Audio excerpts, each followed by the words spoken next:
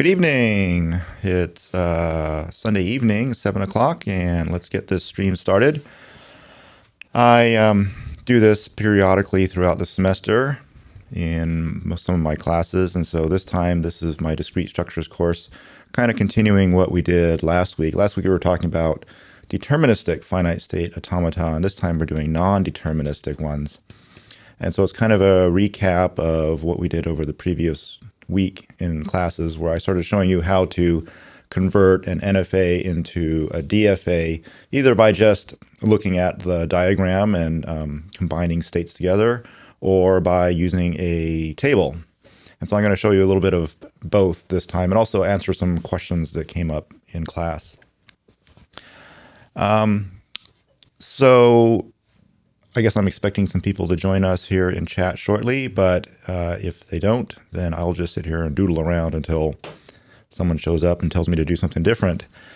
So I guess I would start by doing a very simple NFA that has some epsilon transitions. We kind of left off last time showing you how there can be transitions in the NFA that are labeled epsilon, and then how to handle them as far as combining the states together. So let me draw up a simple one here. I'm going to use 4 states.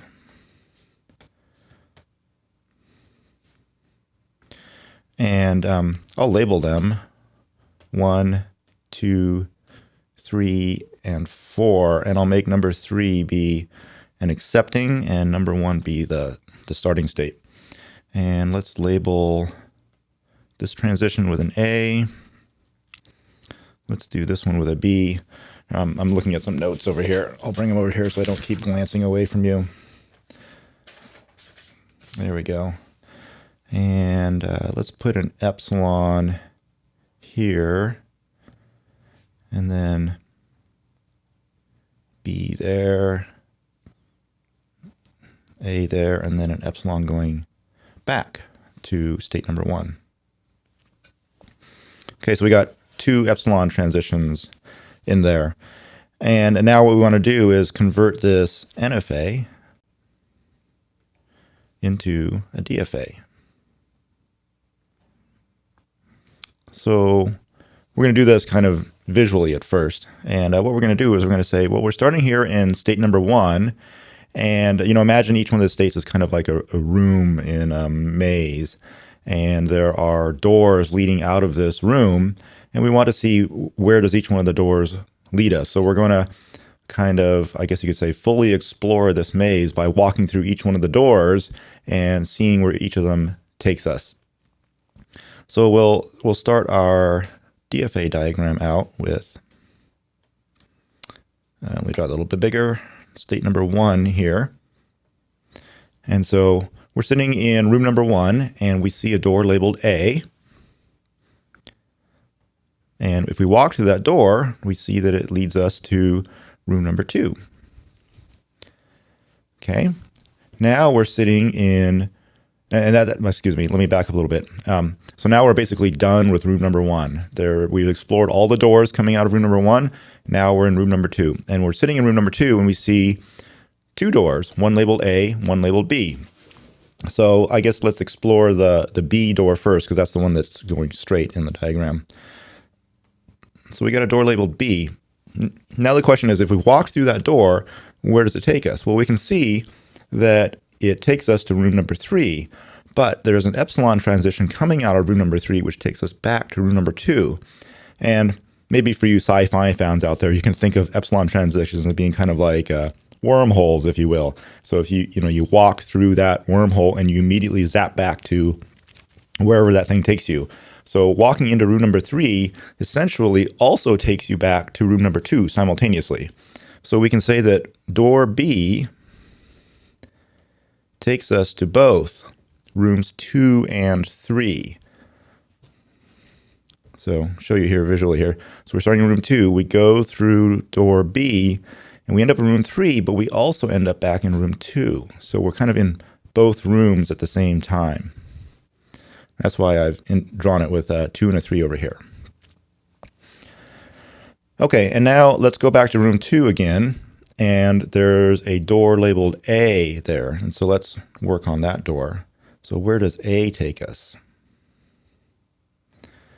Well, kind of the same thing again.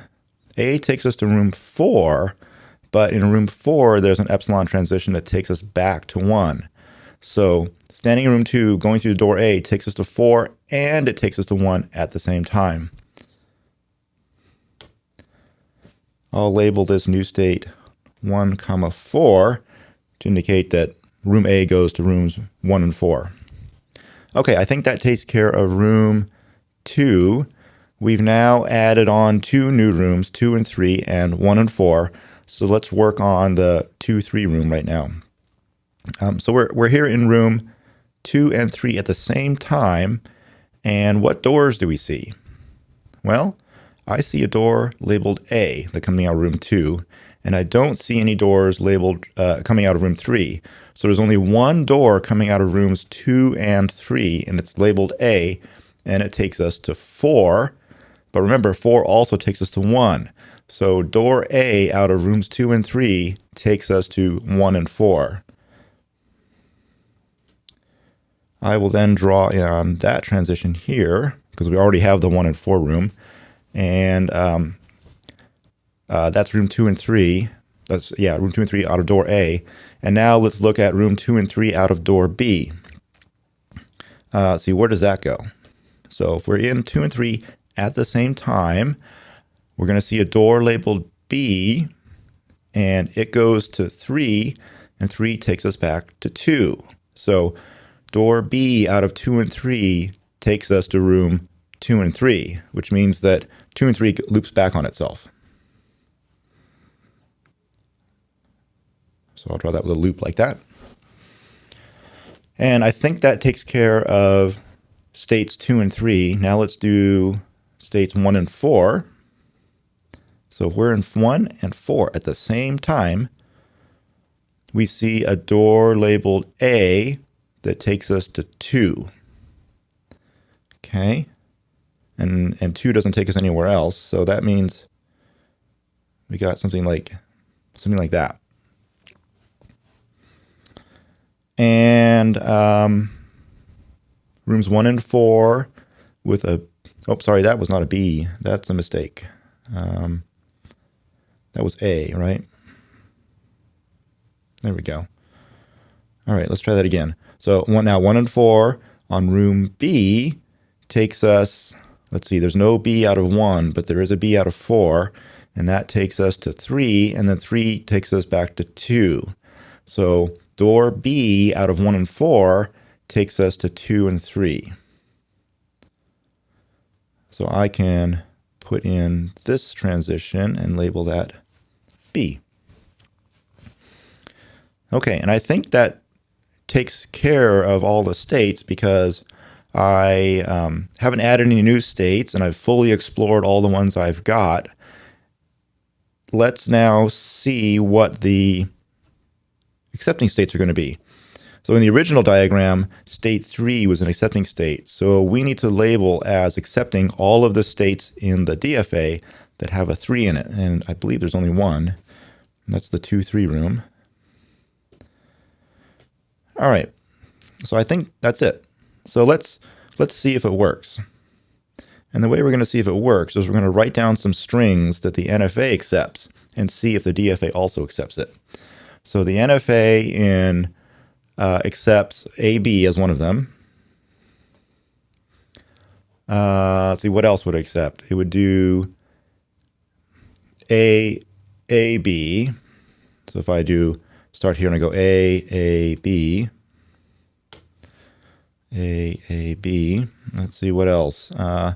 I do A, B, and then I come back and I do as many B's as I want.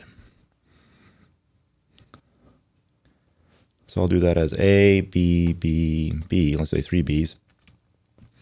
And then I can do it a different way. I can go A, and then come back again.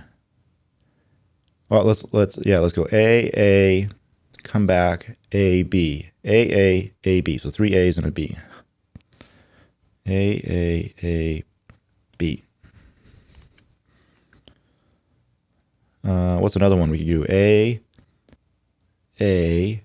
B, A, B, like that. So A, B, A, B, B, A, B. I'm trying to get it in my head. A, B, A, B. And then there's one more path that I wanted to explore, and that was A, B, and then as many B's as I need. A, B, B, B. Okay, so I've got 6 strings there that the NFA accepts. Let's see if the DFA accepts those. Now the first one I'm going to do is AB. So I start here and I go AB, good. And then AAB, like A, B, excellent. A with 3 B's, A, B, B, B, good. 3 A's and a B, A, B, got it. A, B, B, A, B, B, excellent. And the last one is A, and then 3 B's, A, 1, 2, 3, good.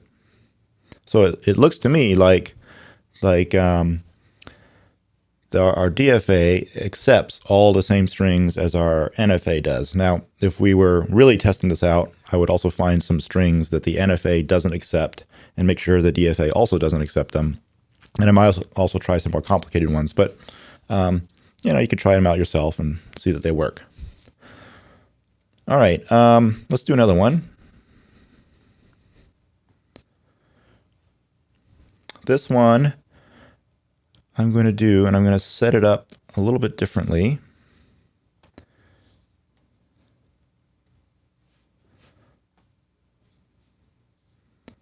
So I've still got A and B here, and I'll make this be the accepting, and I'll call this 1, 2, and 3. But this time I'm going to put in an epsilon off of the start state, and then 1 looping back to 2 from the accepting state. Okay, so the thing that makes this one different is there's an epsilon transition right away, right on the first state. And so this is obviously an NFA. So let's do the DFA, and I think I'll do this one down below. So we'll start here. Oh, before I do that. So what's the starting state in the DFA? Well, we start here in room number 1, and immediately there's an epsilon transition, which means we're not just in state number 1, we are also in state number 2. So our starting state is really the merging, the union of states 1 and 2 together. So let's do it like this, 1, 2. That's our starting state. And so now we are in room states 1 and 2, and where can we go on an A? Well, room number 1 takes us to room number 2, and I think that's it. So the A door, the A transition out of the union of rooms 1 and 2 takes us to room number 2. So I'll do that here as a new state, and I'll label that with A. And okay, so now state number 2, I'm sitting in room number 2, and I look at the doors. I see there's a door labeled B. And where does that take us? Well, we're in here. We're in room number 2. Door B goes to 3, but 3 also takes us back to 2. So walking through door B out of room state number 2 takes us to rooms or states 2 and 3 at the same time. So this is a new state, 2, 3. Okay, so we added a new state, so we need to explore that one. So if we're in 2 and 3 at the same time, there's no door labeled A, but there is a door labeled B that takes us to rooms 2 and 3. So that means there's a loop over here.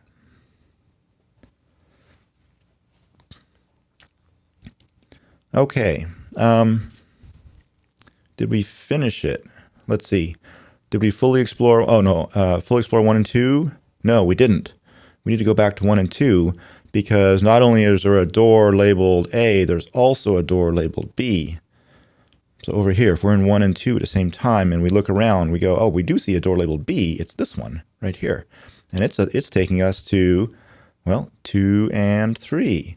So that means there needs to be this long transition over here from the start state of 1 and 2, taking us all the way to 2 and 3. Okay, and then let's see, room 2, so we have A and B coming out of rooms 1 and 2. Room 2 only has a B coming out of it, so I think that's fully done. And then room 2 and 3, there's no A at all coming out of that one, so I think that one's fully done. So I think that's it, except for labeling the accepting state. And state number 3 is the accepting state in the NFA, which means that state 2, 3 is the accepting state in the DFA because it's the one with the 3 in it. Okay, so that's our DFA. And so now let's go and let's write down some strings that our NFA accepts. So obviously it accepts AB, and it looks like it also accepts just B because you can skip over the A. And then another one would be A followed by as many B's as you want. And I think that's it. So, well, the regular expression for this one is easy. It's A question mark B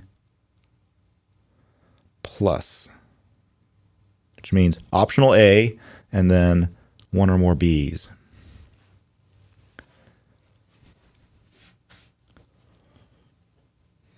So we have a question in the chat which says, so when you have an epsilon transition, do you have to automatically look where that goes and always consider that? Yes, pretty much. And that's when you walk across the transition and then wind up in the next state, then you have to look at all the epsilons leading out of that room and go through all of those. So it's not from where you started from, it's where you end up after walking through one of the doors. And then you have to look at all of the rooms that the epsilon connects you to. So I guess well, it's hard for me to bring it up on the screen here because I'm not set up to bring additional stuff into the screen. But maybe if I figure it out later on, I'll show you. Have you ever seen like a London Underground map or a map of the New York subway system? You'll see that there's places where 2 or more tracks come together into one station, and the way they draw it is that one station is sort of a elongated shape that touches all of those tracks. So that's the picture I have in my mind, is that when these transitions come together, the station gets bigger and it covers all of the tracks simultaneously.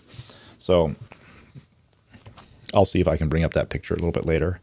But anyway, so let's see if my DFA accepts the same strings that the NFA does.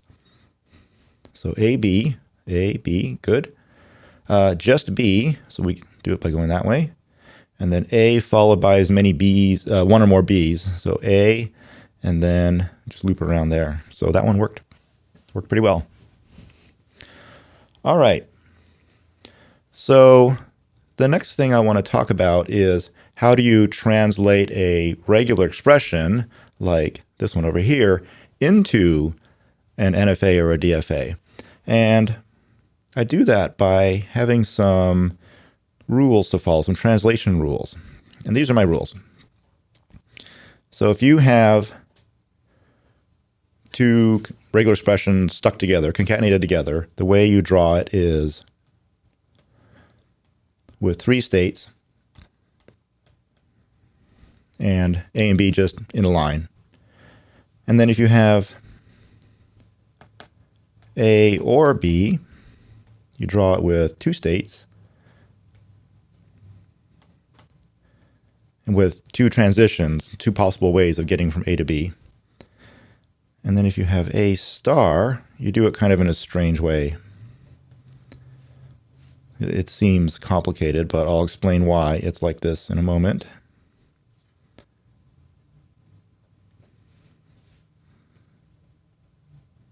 So that's what it looks like. So there's 3 epsilon transitions there.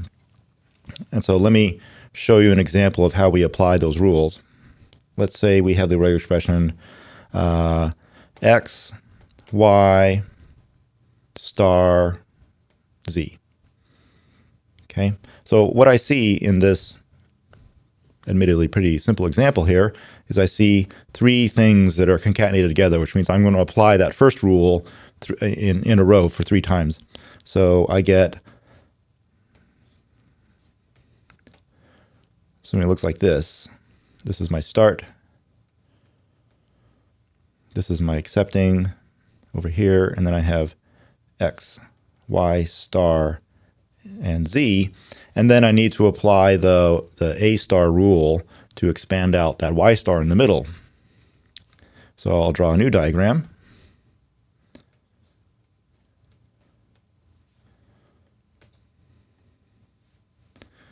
Here's my accepting. Here's the z way over here, and here's the x way over here. And then in the middle, these 4 middle states become that weird UFO-shaped diagram.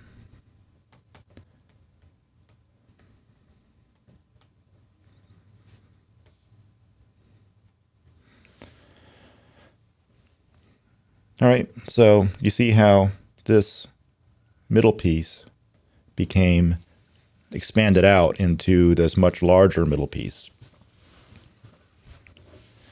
Okay, and then maybe I can do another example. Let's do A or B star. Okay. But I'll see if I can make it fit. This is the star rule first.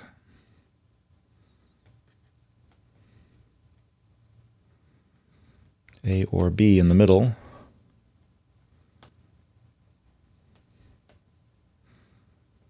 Oops, sorry. This goes all the way over there, like that. So that's the first step. And then expand out that A or B in the middle. And we get, so 4 states still.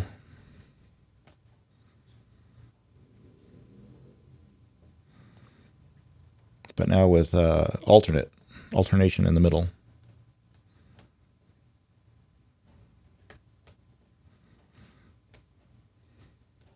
Okay, so that's the diagram you get. So whenever you have a star in your regular expression, it's going to expand out to be this larger state diagram with 3 epsilons in it. Okay, so in a moment, I'm going to show you how to now, well, actually, to convert that into a DFA, you just follow the same steps that I showed you on the previous screen and the screen before that. You just visually go through and see what rooms do I end up after walking through some of these doors labeled A or B or X or Y, and then you just make your DFA from that. So in a moment, maybe I'll show you some examples of that, but the first question I want to ask is what I get asked frequently, and that is for the A star, where it's these 4 states here. Let me just draw it out again to remind you.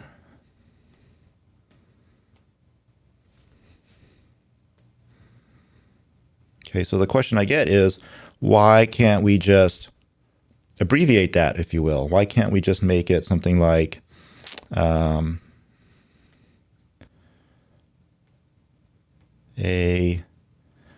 and then an E there, epsilon there, and an epsilon there? Why can't we just make it that? Why do we need to add all those different states when we could just do it with 2 states? Put a question mark here. Why can't we do that? Why not that? And the answer would be the way you hook them up. So let's say we had the regular expression x star y star. Okay, so if I was just following this rule right here, if I was just doing this one, then the way I would hook that up, and maybe if you're following along, you can immediately see there's a problem.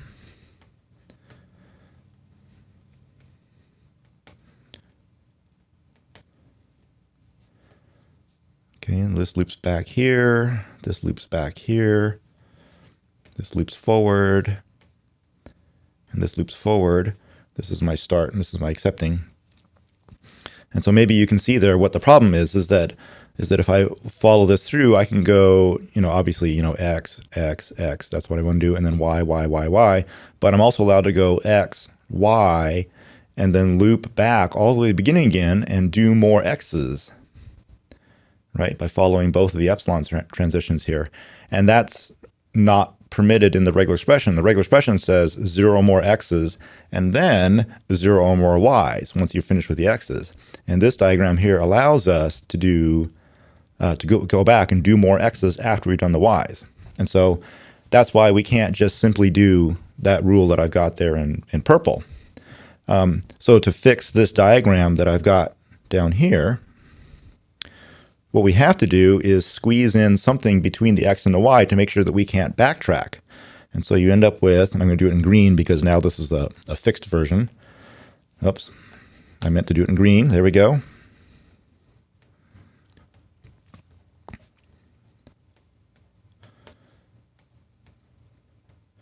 There's the y, there's our accepting, there's our starting, here's our epsilon, here's our epsilon. And then we put an epsilon in the middle. Okay, and that epsilon in the middle ensures that once we're done with our x's, once we go through and do our loops here, we cross this transition, we cross this threshold, if you will, and then we go do our y's, and there's no way for us to get back to do the x's again. Okay, so then the question is, well, why don't we just, why don't we just do, let me break up another pen here. Why don't we just do this? It's not supposed to be that thick. Sorry about that. Why did that happen? Oh, here we go.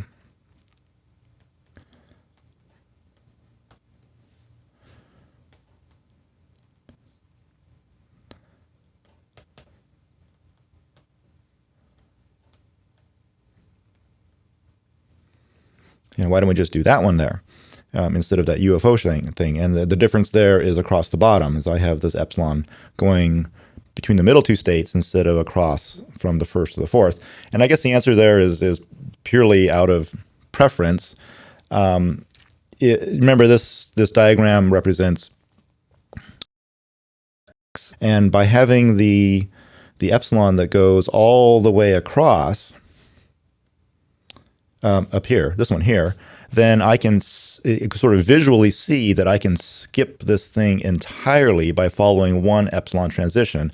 The way to skip the x's entirely with this one down here is by going through 3 epsilons. Okay, you see that?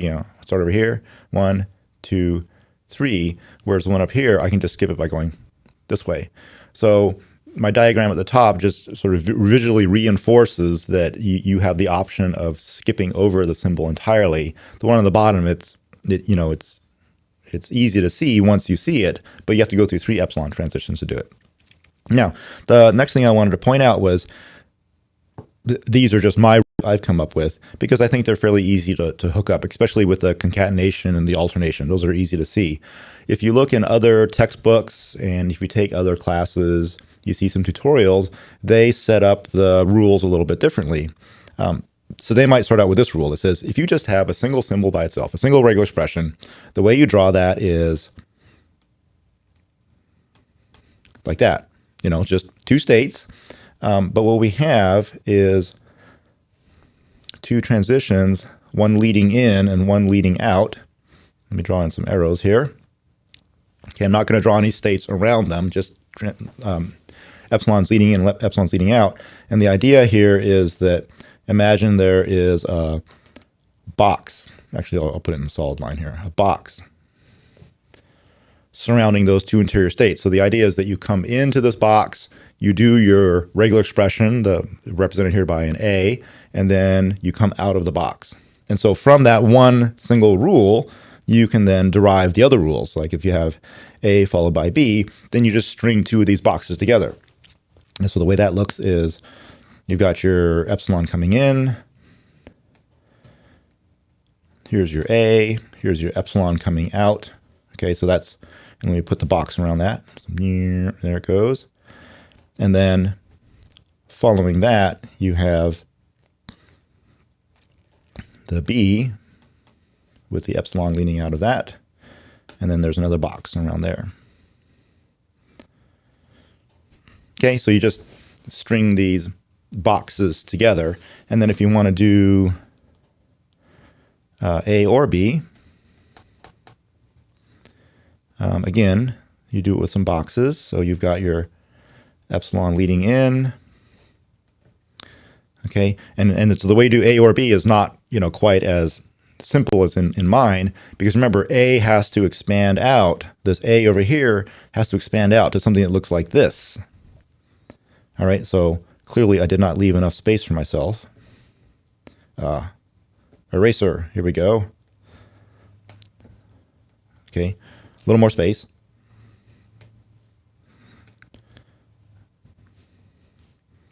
What am I going to do here? Oh, so we got an epsilon,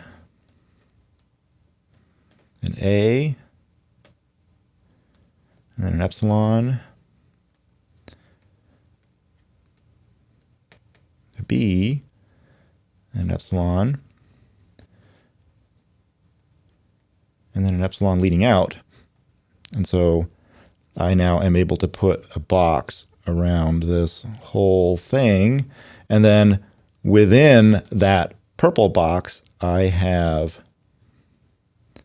the green box representing A and this green box representing B. Okay, and then we're just going to complete this. All right, here's my A star. So again, I have an epsilon leading. Now this one's simpler here, right? Here's the A, and sure enough, you do this thing, just like, I was asking, why don't we do this thing? And then we put a box around that. Okay, there's my box. And then within that is the A. And so what we end up with, well, first of all, you can see with the concatenation and the alternation that we just end up with this explosion of epsilon states all over, epsilon transitions all over the place. Same thing with the A star. So the A star adds 4 epsilons. The A or B adds 1, 2, 3, 4, 5, 6, and the concatenation adds 3, with a minimum of 2 being added every time you have a symbol. I'm just looking at the top box there. Okay, so where was I going with this? Oh, so the bottom one is not that far off from what I was bringing up in the previous slides, where I said, why don't we just do that? And with the addition of the epsilons on either side to isolate the pieces from each other. And so, like I said, then it just gets down to a preference. It's like, do you want an explosion of epsilon transitions all over the place, or do you want to make things fairly straightforward? And my take on it is, let's just make it straightforward. And then if your professor, if your tutorial you're following, your textbook following, insists that you do it the way I've got on the screen here, go ahead and do it that way and make him or her happy about the way you're drawing your diagrams. What I'm going to show you is a way that kind of minimizes the number of epsilons you have to add. But I would point out that, we get back to that question of, let me go back to the previous screen here. Why don't we just always do it this way and then insert a transition, an epsilon transition, either on this side or on this side as needed? And what we're trying to do here is come up with a set of rules, and that's this slide here, these 3, where you don't really have to think a whole lot about which rule to apply or where to add the epsilons. This rule down here says always add 3 epsilons, and it's always going to work, no matter how you try to, whether you try to optimize it or not. In fact, I would encourage you not to try to optimize the diagram at this point. Turning into DFI actually ends up doing most of the optimization for you, as it merges the epsilon transitions, the states connected by the epsilon transitions together. And so just blindly apply the rules. Just look, like, do I have concatenation? Do the top rule. Do I have alternation? Do the middle rule. Do I have a star? Do the bottom rule over here. If you try to optimize it, if you try to come up with the optimal diagram that reduces the number of epsilons that you have at any given moment, then you're thinking too hard, and you're thinking not the way a computer would approach this problem. You're thinking about the way a human would approach this problem. And so what we're trying to do essentially is come up with an algorithm where you don't have to think. You just apply rules, apply rules, apply rules, go through the algorithm, and what pops out is a DFA that's mostly optimal. Okay, so I'll get off my soapbox now. That's why I go with this set of rules that may differ a little bit from your professor or your textbook that you're reading. All right, so let's not do that screen. Let's do an example. So just gonna come up with one on the top of my head. Let's do A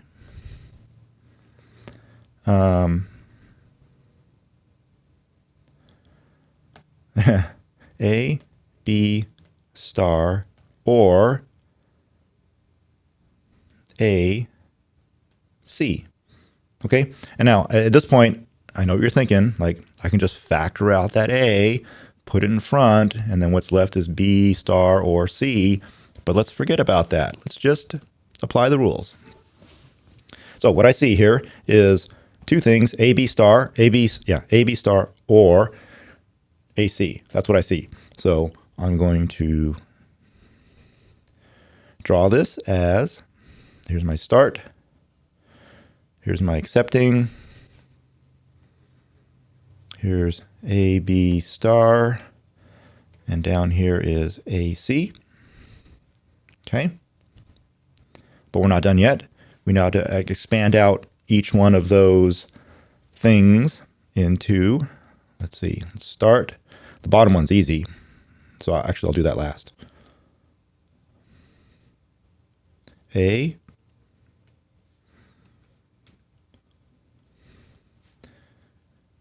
B star over here, and then A, C on the bottom.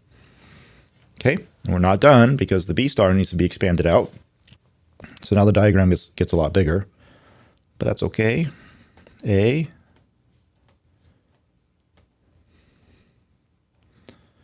and then this is epsilon, B, epsilon. There's a loop back over here and go forward here. And then down on the bottom, I get A, and then the C comes all the way to our ending state,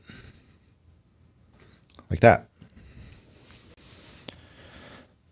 Okay, so it's complicated, but all we did was just apply the rules. We didn't think about optimizing it in any way. We just said we see alternation, we see concatenation, we see a star. Apply rules, apply rules, apply rules. All right, so let's number them. 1, 2, 3, 4, 5, and I should probably put that 6. Hope we can read that. And that is our NFA. And now we're going to make a DFA out of that.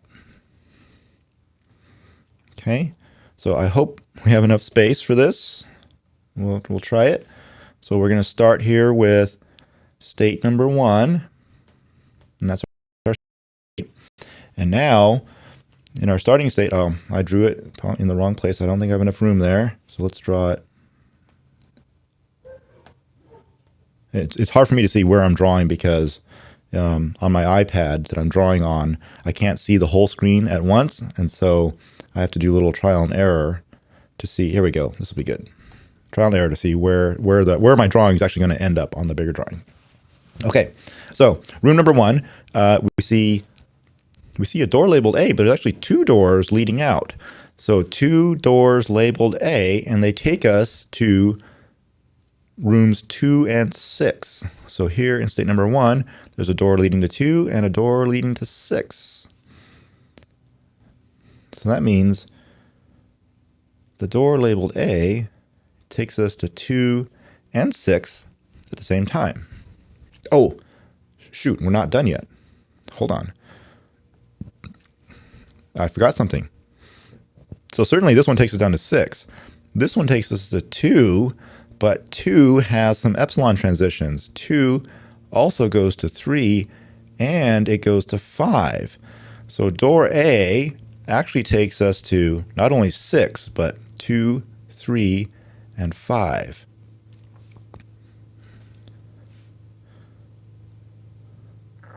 So 2, 3, 5, and 6. Oh, it's going to get complicated, but we'll go with it.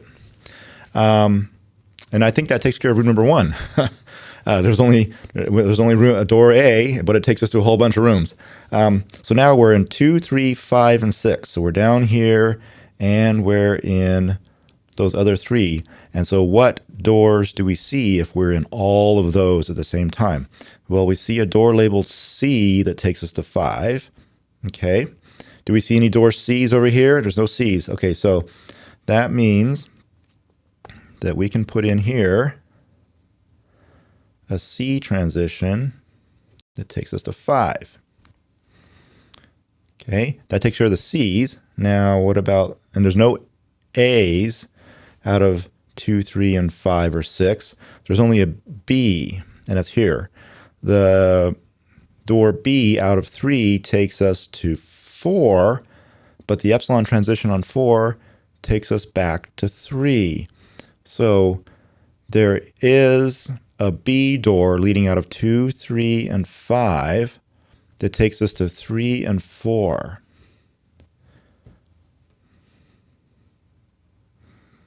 So there's door B, 3 and 4. All right. So we just added 2 new states to our diagram, 5 and the union of 3 and 4. Now, 5 doesn't have anything coming out of it, so we're done with that one. What about 3 and 4? So we're sitting here in 3 and 4. What doors do we see? Well, we see a door labeled B, and it takes us to 3 and 4. So there should be a loop now in our new diagram. Like that. And I think that takes care of everything. I'm just visually looking at it, and yeah, I don't see any others. So now we're going to label the accepting states, and so everything that has a 5 in it is going to be an accepting state, which means the big state in the middle is an accepting, and the one in the upper right is an accepting. Okay, so let's see if our DFA accepts the same strings that our regular expression does. So one of them is A followed by 0 or more B's. So we start with A, and then no B's, right? It's just A by itself. So that's here. And then if we want to do A followed by B, B, B, B, we do A, and then, let's see, oh, are we missing something here? We must be missing something here. Something doesn't seem right. It doesn't seem right because we ended up over here, and there's no way to get out of this. So this should be an accepting. So let's go back and see what we did wrong there. We're gonna have to go back a ways, I think, and see what we did wrong there. So when we were doing 2, 3, and 5 on a B, when we were 2, 3, and 5, B takes us to 4. 4 takes us back to 3. Oh, I see what we did wrong here. So walking through door B not only takes us to 4 and to 3, it also takes us to 5. You see that? So 4 actually had 2 epsilons leading out of it. And I'm sorry for tripping you up there. So that means we drew one of these states incorrectly. Let's see if we can fix it.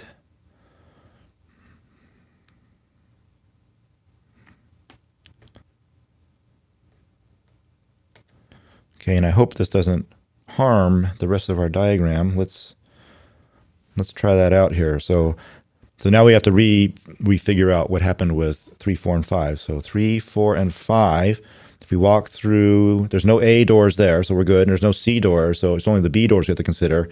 So walking through door B takes us to 4, and then 4 takes us back to 3 or 5. So this loop here is fine. And now the final thing that we have to fix is that this bottom state is also an accepting because it has a 5 in it.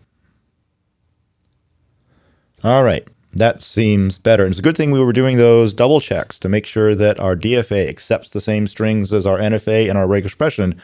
If we had just stopped there and like turned that in as the solution to our test or our homework, we would have been marked down.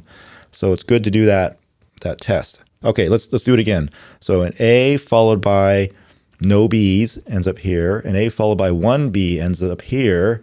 And then an A followed by as many B's as I want goes over here. That's good. And then an A followed by a C takes us up here. Okay, so that's a better one. Now, you may look at this diagram and go, well, you know, I could optimize this some more. I really only need, I just need a loop here to go on a B. I don't need this extra little appendage sticking down right here. And you're right. This way of merging states together doesn't always come up with the most optimal diagram, but it comes up with one that works. And again, if you take a more advanced class in programming language theory, you'll go through an additional set of steps where you optimize the DFA to eliminate any unnecessary states. I don't intend to go over that here, you know, in my examples here. I say what we got ended up here is good enough. So again, so we're not going through the additional steps to optimize this DFA and get rid of this extra state. So this one here is good enough. It accepts the same strings. Fine with me. Okay. So what I want to do is I want to take this same example, this one that I just did, and I want you to show you how to do this same transformation, but instead of visually looking at the state diagram, we do the way a computer would do, which is to make a lot of it. So I'm going to do this by first, I'm going to copy the diagram. So give me a moment to set this up.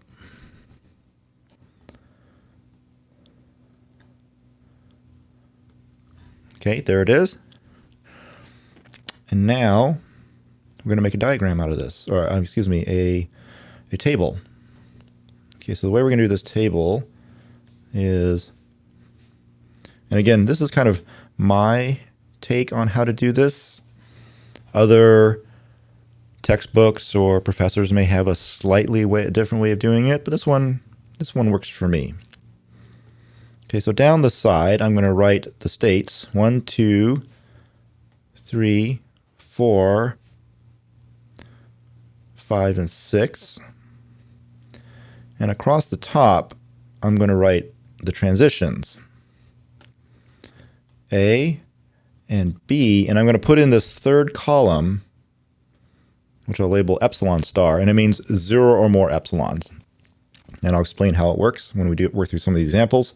The next thing I'm going to do is 1 is our start state, and 5 is our accepting. Okay, so let's fill in the chart. So state number 1 on an A takes us to 2 and 6. And we can just see that with these two right here.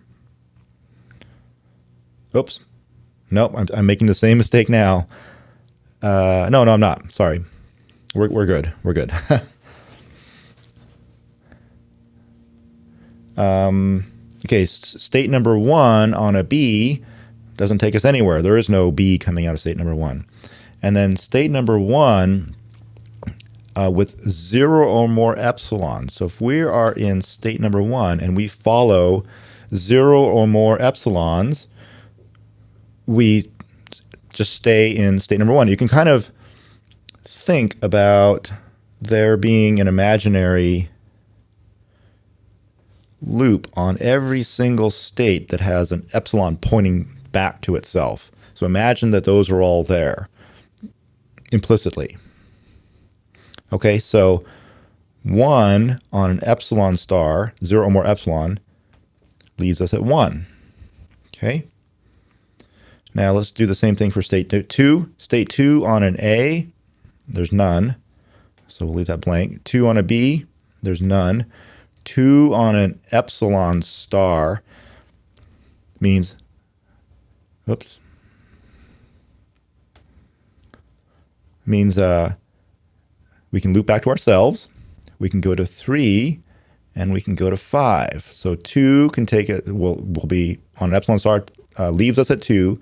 It also takes us to 3, and it takes us to 5. And we also have to look, like, does 3 have any epsilons? And it doesn't. So 3 can't take us anywhere else from there. And does 5 have any epsilons? It does not. So 5 can't take us anywhere from there. So 2 on an epsilon goes to 2, 3, and 5. 2, 3, and 5. All right. Number 3, state number 3 on an A doesn't go anywhere. There's no A's leading out of 3. 3 on a B goes to 4, and that's it. So we're just going to write down 4.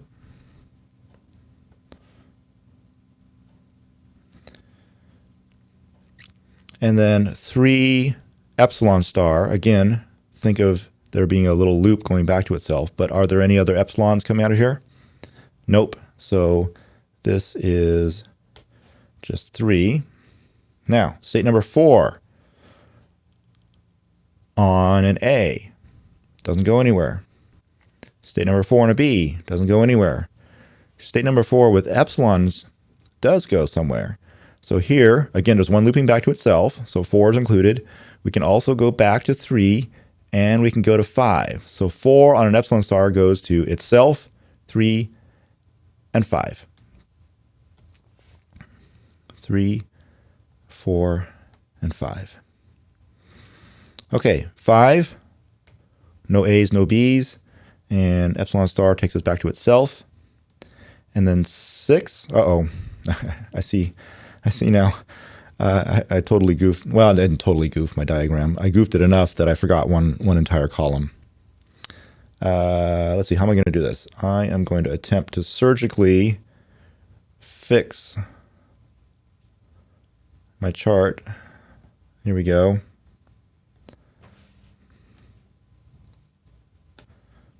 C right there. And then all of these were dashes because C didn't appear until we got all the way down to state number 6. Here we go. 6 on an A doesn't take us anywhere. On a B doesn't take us anywhere. On a C takes us to 5. And then 6 on epsilon star takes us to 6. All right. There's my chart. So this is my NFA chart. And what we should be able to do is I should be able to go from this diagram to this chart, this matrix, and vice versa. If I gave you this matrix, could you then redraw this diagram out of that?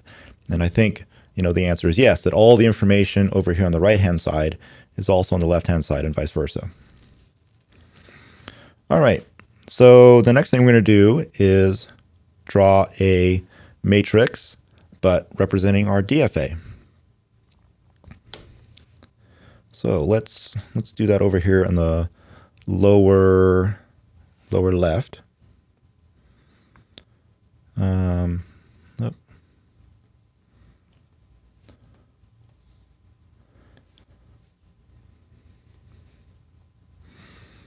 Okay, so across the top, I'm going to label it like this: A epsilon star, B epsilon star, C epsilon star. I didn't forget this time to put the C in there.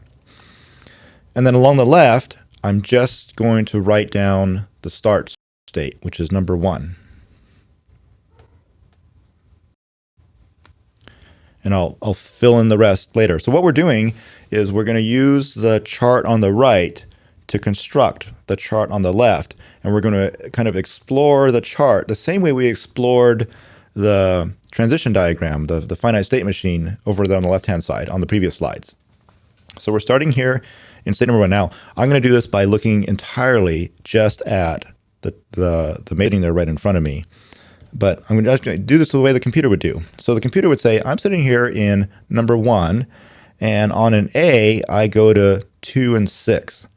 So I'm now going to bounce down to rows 2 and 6, this row and this row, and then look over here on the right-hand side and take the union of the values in the epsilon star column that appear on rows 2 and 6. And let me use the highlighter to illustrate what I'm talking about. I'm talking about this row and this row here. And in fact, all I'm looking at is 2, 3, 5 and 6 here.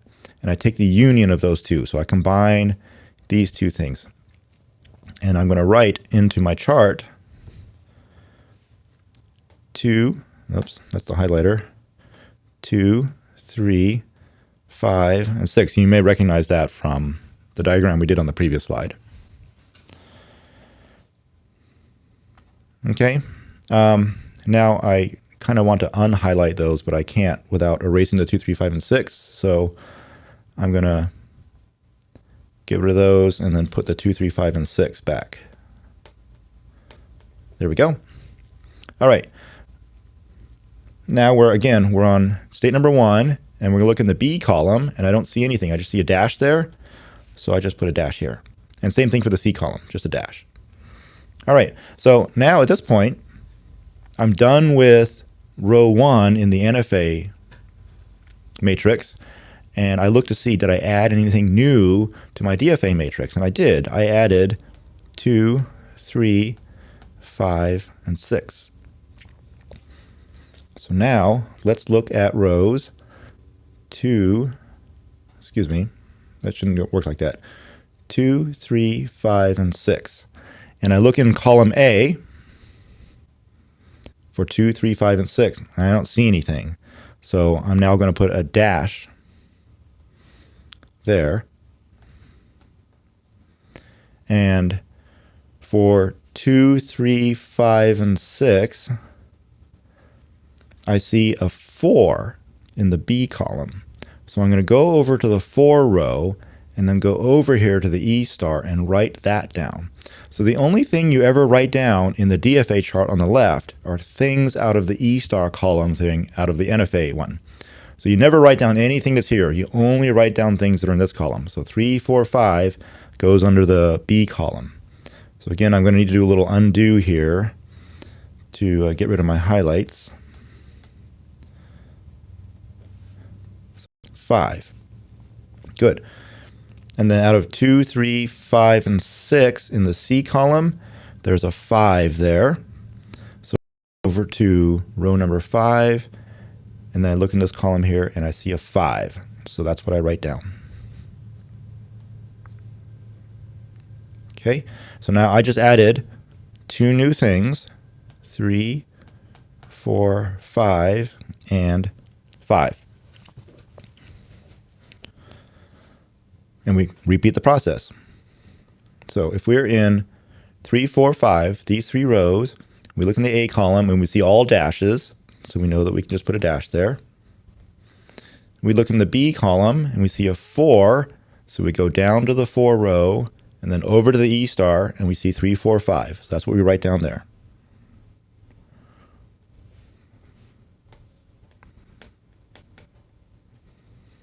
Okay. And then 3, 4, 5 in the C column, nothing, just dashes. All right, and that takes care of that row. I didn't add anything new, so now I go over to row 5 here. So I'm in 5, and I see nothing, nothing, nothing. So I know that I can just put down 3 dashes like that. And I didn't add anything new. So now I know that my chart on the left is done. This is my DFA matrix. And now from that we can draw our state diagram. Oh, sorry, we have to do one more thing, and that is circle in the DFA chart our accepting states. So we look over here and we go, our accepting state was a 5 over here. That means anywhere where there's a 5, that becomes our acceptings over on our DFA. So let's circle those. And so our diagram is starting to look familiar, I think. So we start with state number 1, and then on an A, right here, goes to 2, 3, 5, and 6.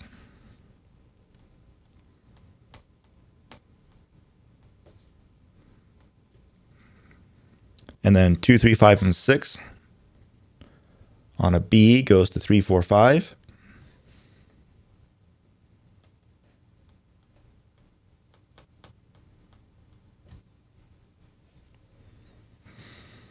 And then on a C goes to 5.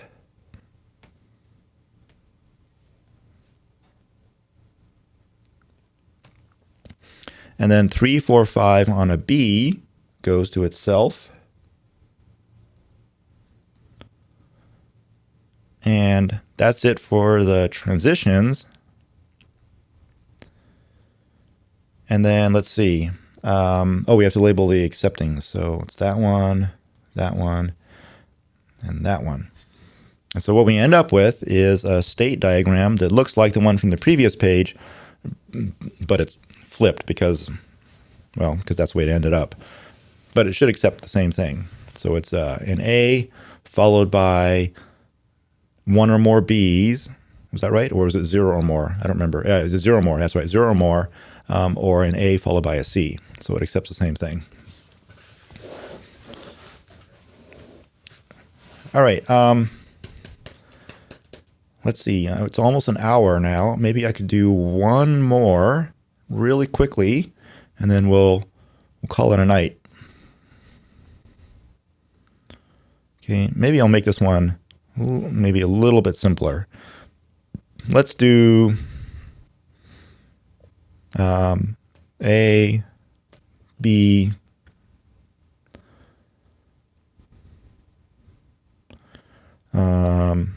or B star C. Good enough. Okay, so real quick, it's an alternation of A, B, or B star C. So we start out with A, B, or B star C, and then we're going to split those up some more. A, B across the top, B star C across the bottom, and then the B star on the bottom becomes more expanded out. So A, B, and then, I need more space than that. There, I think that'll do it. B, epsilon, C, epsilon back, and epsilon forward. And then we'll number them. 1, 2, 3, 4, 5, 6. 1 is our starting. 3 is our accepting.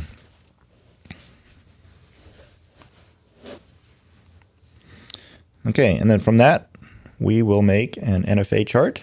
And I hope I have enough space for everything here.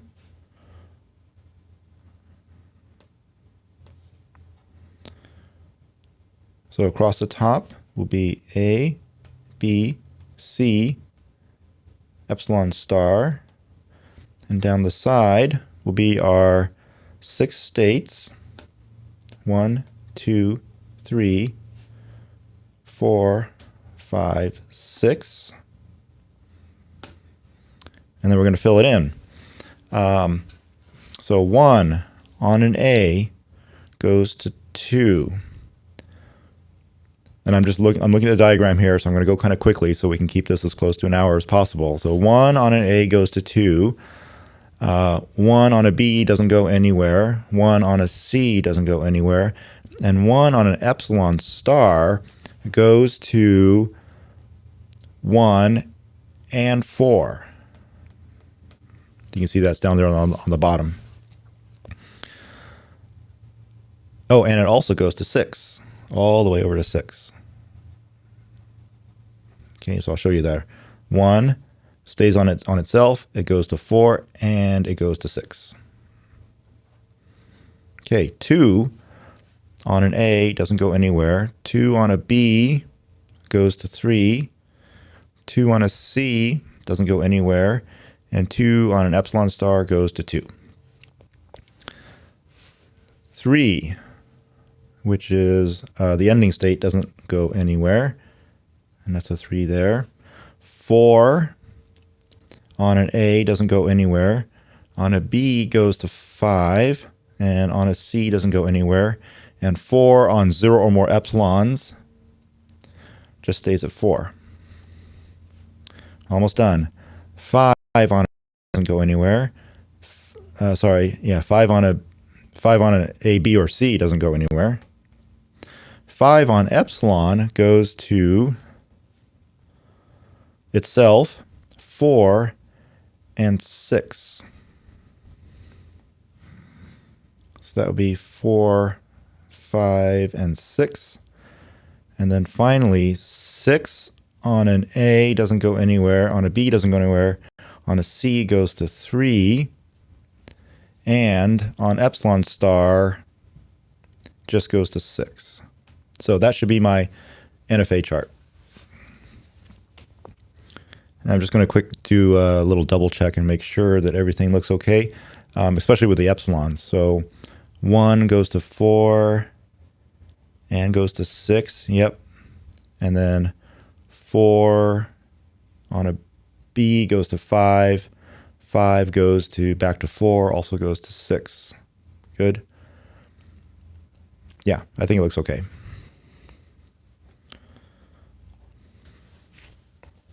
Okay, so this is my NFA chart. And now we're going to do the DFA one. Let me put an arrow here. That's kind of misleading. Here we go.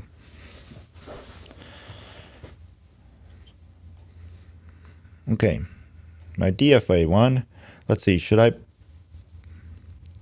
trying to figure out where should I put that? I guess I'll put it over here to the right. Try to cram it in there.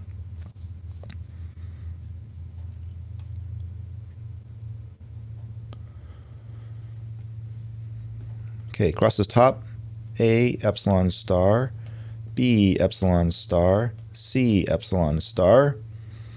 And then down the left-hand side, we'll start with, what's over here? My starting state is not just 1, it's actually 1 and 4. Do you see that? 1 and 4, because 1 has an epsilon coming out of it right away, going to 4. So essentially 1 and 4 are the same, are merged together into one start state. So even, so I guess what we should do here, sorry, I'm doing this kind of on the fly here. 1 is still our start state on the NFA, because there's still an arrow pointing to the 1. But what's really going to happen is that 1 and 4 are going to get merged together. So over here, this is not just 1. And let's just finish it up here with the accepting state is the 3. So that's that one there. Okay. So over here on the right-hand side, our start state is 1 and 4. And the reason why, 1, 4, and 6.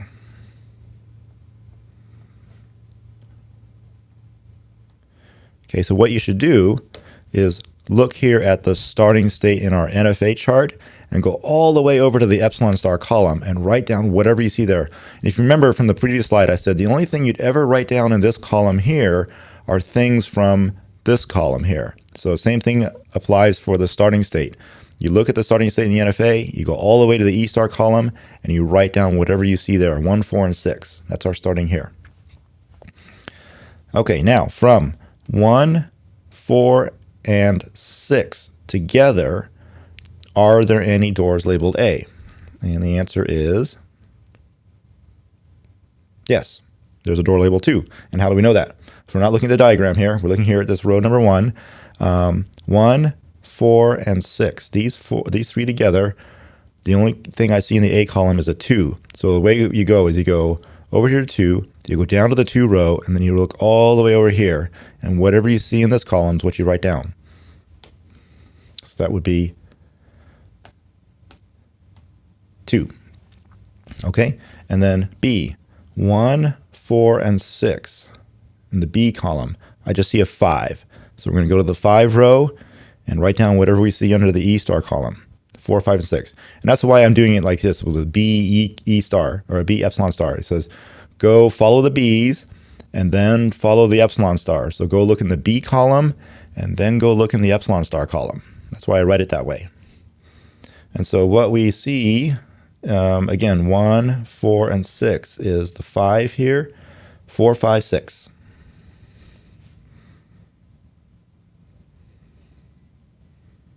Okay, and then rows 1, 4, and 6 in the C column, we see a 3. So we go up to 3 and we write down what we see there, 3.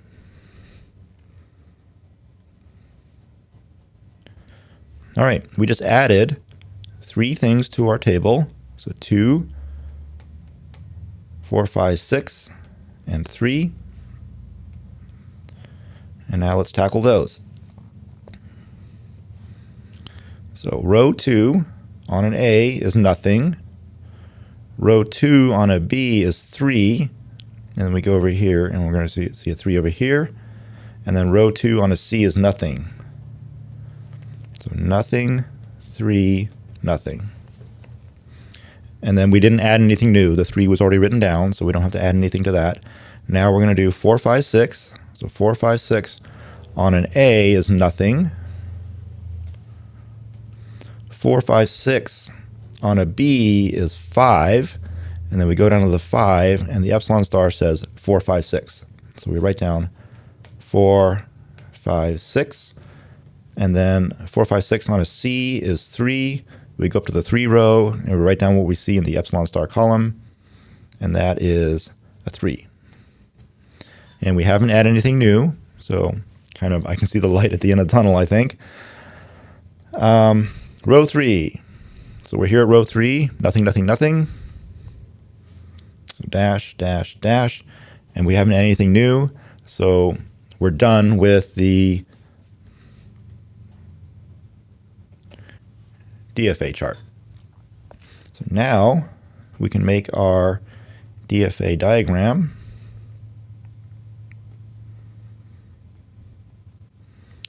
So we'll start with 1, 4, and 6 as our start state. And then on an A, it goes to 2. And what I'm looking at here is 1, 4, 6 on an A goes to 2. And then on a B goes to 4, 5, 6. And on a C it goes to 3. So there's going to be 3 things leading out of the starting state. On a B, it goes to 4, 5, and 6. And on a C, it goes to 3. All right. State number 2 on a B goes to 3. Uh-oh, I got to go all the way around. I should have done this a different way. Should I fix it?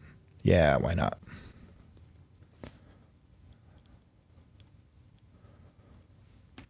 Just to make it pretty.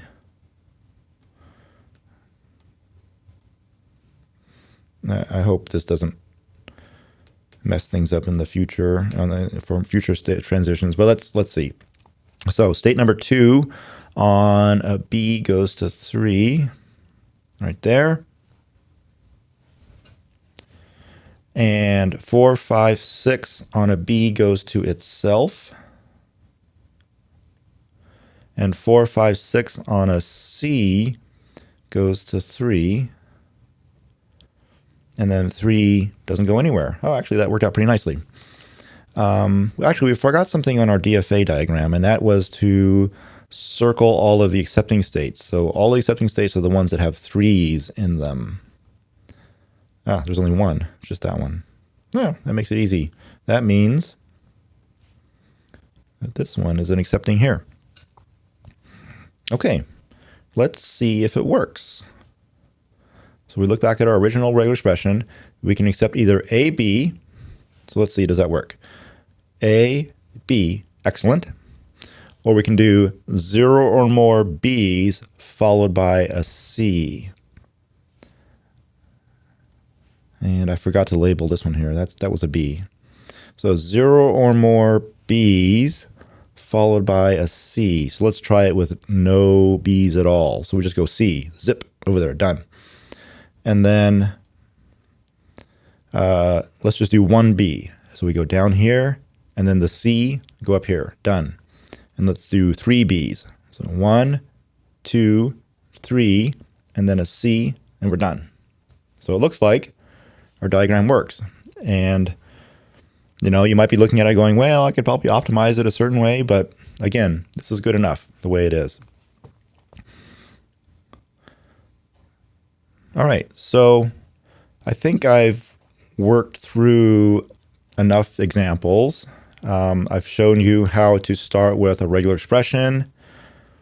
Let's just bring up some of the rules again. What page was that on? Here we go. Start with a regular expression and then apply these 3 rules to it repeatedly until you have broken down the regular expression into as small a components as you can. So you got individual symbols on each one of the transitions. And then I showed you how to take a given regular expression, apply those rules, and turn it into a non-deterministic finite state automaton, and then visually turn that into a deterministic one just by looking at the diagram. But then I showed you how you can take an NFA, turn that into a matrix or a chart, which has all the same information into it, and then use that chart to make a DFA chart, and then from the DFA chart, turn that back into a state diagram. So it's these 2 charts here is essentially what the computer does when it is turning your regular expression into something that it can deal with. So it takes your regular expression, it makes this chart out of it, converts it into this chart, and then this one is very easy to implement in a computer program. It's just a bunch of if-else's or a switch statement along with a state variable that keeps track of what state you're in. And then I did a second one, and this one was special in that it had an epsilon right at the start. And so you can see actually 2 of them. And so you can see how the starting state actually is the starting state plus the union of the other ones that follow the epsilon transition. So really all the same rules that we talked about last time in the previous video apply here. I've just added on a little piece of having a chart that numerically or algorithmically converts the NFA into a DFA just by looking at rows and values in the chart, converting from one to the other. Ending up here with the state diagram that you can visually follow with your eyes is kind of like icing on the cake. The computer would actually stop at this and implement this as some kind of chain of if-else's or a lookup table is probably more like how they would do it. And very, very quickly evaluate the DFA. All right, so I think that's it for tonight. If anybody has some more questions, go ahead and put it in the chat right now. I'll wait about 30 seconds or so, maybe a minute, and then I'll call it a night. Thanks for joining us. I'll see you next time.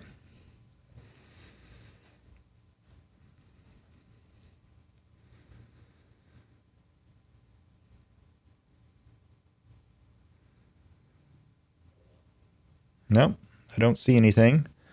So again, have a good night.